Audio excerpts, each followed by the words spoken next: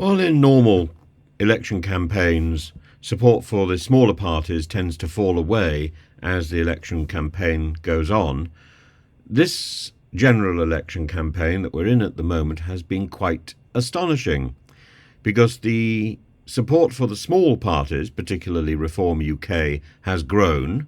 Reform has surged from 11.3% to 15.6% over the last 4 years, partly because Nigel Farage announced his candidacy, took the party's leadership, and has dominated the front pages since his announcement.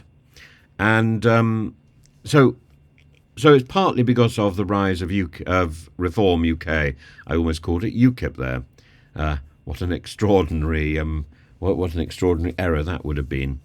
But at the same time, normally, as we enter the last full week of electioneering, the main parties, Labour and Conservative, take votes, and the polls give them an advantage.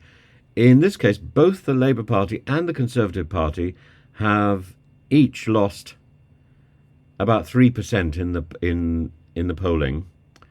Labour has fallen to 41.7% from 44.5%, and the Conservatives have also fallen 3 points to 21.1%. It still means that the Labour Party has a steady lead of 20 percentage points. But it also means that the Conservatives and Labour together have a combined vote share of 43%, which is lower than they have ever had since the First World War.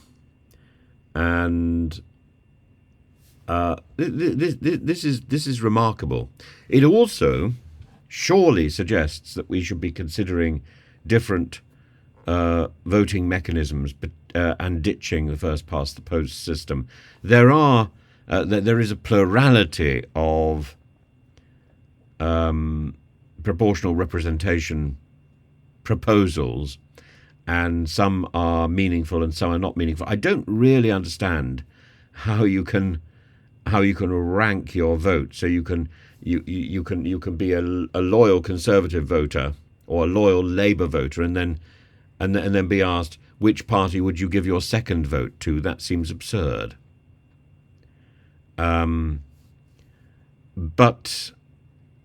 there should be a mechanism for promoting the wasted votes. If you're first past the post system, the person who is elected, there should be a mechanism for distributing the remaining votes. Those mechanisms exist. The fear is that proportional representation leads to coalition governments, but the best part of the last 14 years is surely the coalition government with Nick Clegg. May not have been such a good experience for the Lib Dems. It was certainly a good experience for the country. And the rot really kicked in only once Cameron went it alone and was forced to call the referendum and trigger Brexit.